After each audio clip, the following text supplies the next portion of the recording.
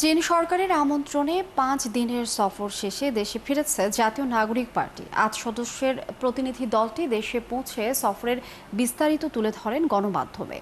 জানান, দেশের বর্তমান পরিস্থিতি, অর্থনৈতিক স্থিতিশীলতা ও ন্যায় বিচার প্রতিষ্ঠায় চীন কিভাবে সহযোগিতা করতে পারে সে বিষয়ে আলাপ হয়েছে।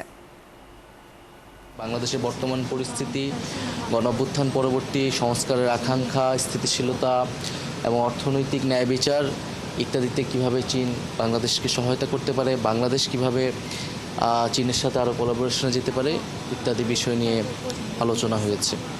我首先代表中国使馆致以热烈的祝贺。আজ এই প্রতিনিধি দলটি সফলভাবে তাদের চীন সফর শেষ করে বাংলাদেশে ফিরে এসেছেন। চীনা দূতাবাসের পক্ষ থেকে আমি তাদের আন্তরিক অভিনন্দন জানাতে চাই।刚才拉希德先生已经简要介绍了。